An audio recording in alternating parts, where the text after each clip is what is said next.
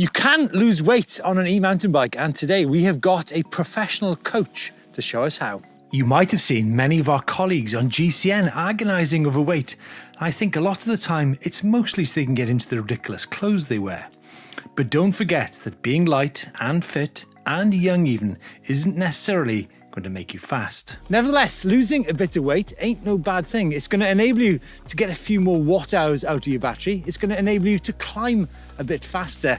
And when combined with some good for you lifestyle changes, it's just going to make you feel that bit sharper. But is this going to involve hardcore training and a life of sobriety, I hear you ask? Well, no, it isn't. In fact, you won't even have to wear tight clothes or ride on the road with nasty cars and lorries or become a vegan or join any kind of cult. And all you need is one of these, an EMTB, any size, any colour, and also one of these, a personal coach. In this instance, Alan Milway of Milway Performance, who today is going to impart some of his knowledge to you guys. Al, the great thing about EMTBs is the rider dictates the effort, right? That's the thing I love about e-bikes. You know, normally it's the terrain that dictates your effort. Steep climbs can really make you have to work hard. But with the e-bike, you can grade that effort. So it allows you to get out for longer, not feel as though, you know, you've blown a gasket after an hour, and try and extend your riding time. Yeah. Now, today we're going to be talking about how to lose weight, but I don't think people should get too hung up about losing weight, right? I think it's about like having a general healthy lifestyle, isn't it? It is. It really is a simple case of calories in versus calories out. If you can enjoy your riding, you're going to burn more calories, and maybe just a little bit of self-discipline in the cafe after. Oh, well, we'll see about that. Al, we're going to have to wait for the bacon rolls for an hour or so, but I guess with weight loss comes increased fitness, doesn't it? They really go hand in hand. The main thing is trying to get some regular exercise in, and regular exercise will kickstart your metabolism. And with that, you burn fuel more readily, you burn fat as a fuel more readily, and it can make you leaner. You say more exercise. I mean, are we talking lots more exercise? No, for me, it's not the intensity you have to worry about. I think a lot of people are a little bit scared that they're going to have to work super hard and they're going to feel shattered afterwards. The great thing when it comes to a healthy lifestyle and burning fat as a fuel is the exercise intensity is actually lower to mobilize that fat and burn it. So for me, it's a case of trying to build in steady state, fun rides. Okay. Hill ahead. Yeah, let's go for it. Let's go.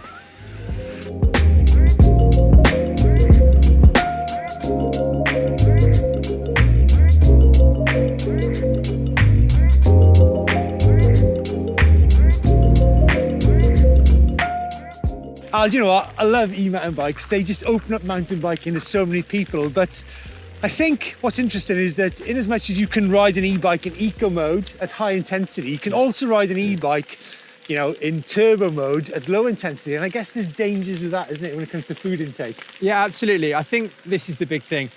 You can find yourself going out for an hour, but at relatively low effort, but still feel as though you deserve a lot of intake afterwards. And I deserve it. Yeah, right? yeah, exactly. I also see, and unfortunately we see them littered around here, where people have had energy gels or carbohydrate drinks, and they don't really need to take on those calories. And really, like we were saying before, it's all about that calorie deficit, isn't it? So when you talk calorie deficit, I've read somewhere that we need to be looking at between 300 to 500 calorie deficit per day. I guess that's equivalent of, you know, maybe a burger and fries or 3 pints of beer, heaven forbid. Well, and this is it. Sometimes it's easier said than done because old habits die hard. They do. And for me, I think it's informed choices, understanding what you're putting in your body. I worked with a motocross rider and we did a lot of training in the gym and went for a coffee, and he wanted a large caramel latte. It's like 500 calories in the coffee. So I was like, maybe we need to change. But also what's at home in the cupboard. Yeah. I honestly think if it's not in the cupboard, you probably won't miss it. Right. It's great, isn't it, Al? I mean, we're riding our 150, 180 bikes on a fire road, but anyway, an e-mountain bike is a great all-body workout, you know, uphills, downhills. But, you know, I see my colleagues on GCN and they talk about when is best, you know, when's the best time to train. They talk about in between high-intensity rides, but I think e-mountain bikers don't really do a lot of that, do they? I'd say for an e-biker, the great thing about these is you can get out more frequently. You can fit in these power hours, so a short space of time. You can fit in longer rides. And what I find is great about them is it doesn't wipe me out. If I've got to go coaching or I've got a long gym session ahead with somebody, I can do a ride and I can monitor, I can decide the effort level I want to be at. Yeah. And the other thing I hear them talking about is, about when. Some of them even go out before breakfast when they do their training rides. Yeah, so training on in a fasted state is actually really, really good. When we talk about health and losing weight, you can actually mobilize fat as a fuel a bit more readily. So if you're on your e-bike, you can get access to maybe a trail, go for 45 minutes. It doesn't have to be first thing in the morning, maybe delay breakfast slightly, especially if you're working from home. I don't think I'll be doing that, but yeah, I think the e-bike is that flexible tool, any time of year, any time of day, and it's particularly good in the mud as well, folks, if you've not ridden an e-mountain bike. Yeah.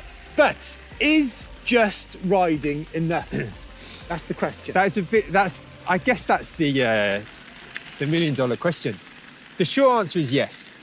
But the big problem, I think, is having that little bit of discipline to understand the effort you're putting in.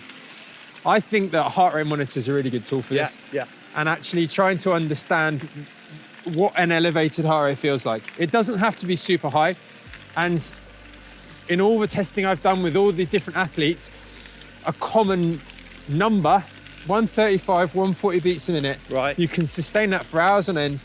That's a very aerobic training zone for a lot of people. Okay. And some people will find that that's not appropriate for them, but for a lot of people, you'll find that it will take some effort, but it's sustainable. So a heart rate monitor then and or a Garmin or something like that, a great tool to use in conjunction with your ride, right? Exactly. And understanding that the only issue with an e-bike is you can cheat. You could be in turbo, you could have a very, very easy ride, and maybe feel as though you deserve more calorie intake than you need. Yeah, having said that, Al, a lot of e-mountain bikes, they have actually got the technology you've got. They're built in, aren't they? You've got all the data, all the metrics there in front of you. So they are actually so far ahead of the curve in terms of the mountain bikes that, I used to ride years ago. Yeah, exactly that. And I think having this technology, what's really good is that people like to share the data. Yeah. So you can share with your friends or you can actually just analyze it after the ride, see what you've done.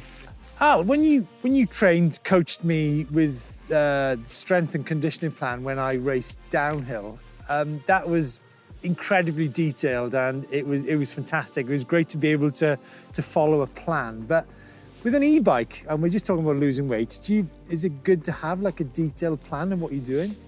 I don't think you need a detailed plan, but I think you need a conscious approach. So trying to plan what is realistic. For me, the most important aspect in any plan is that it's manageable. So there's no point coming up with this grand plan to ride 5 days a week if that's just not practical. Even if you're riding 2 days a week, that's the approach to try and maintain consistency. Okay, right.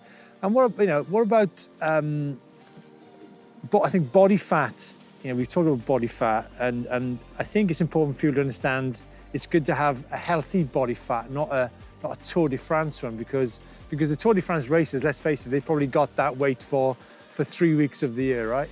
Yeah, and this I think is to me is one of the dangers and worrying aspects of sort of social media and people putting these ideal physiques out there, because often they're ideal for look at us. They've got these physiques for a short period of time. We want something that's sustainable. So we want to, I think, for me, it's people understanding what they're putting in their body. A Big Mac meal is 1,000 calories. Now, I'm not saying don't have a Big Mac meal, but I'm saying if you've had that for your lunch, I probably wouldn't be having a big tea. Yeah. Just understand what you're taking in and getting that balance. I think one thing which you've not discussed is, and it's something I actually do, is when I go out on a bike ride, when I go on an e-bike ride, I'll do a route 1 week and I'll ride it in turbo mode, and then the following week I'll try and do the same route but in trail, and then do it in eco the week after that. So I think there's kind of a system, isn't there, to your training? I think it could be a tip people could use. Yeah, definitely. I think what you've touched on is that training's progressive. So if you're fit and if you're just trying to get into a routine, use turbo, get yourself out there, give yourself a chance to ride for an hour that you might not otherwise do. But then as you start to get fitter, like we've talked about with the heart rates, try and use your heart rate a little bit, try changing the modes. And you might find that you're actually able to bring someone else along. So you're in eco and then you've got someone else along on the same ride in turbo. That's the great thing about e-bikes, isn't it? That's brilliant. Great. I think great insight. I think penny's beginning to drop. I think from now on, I think I will definitely go from 2 pieces of cake to 1. True. That's really good. Of you, honestly, Steve. it's your insight is invaluable. I'm telling you, folks.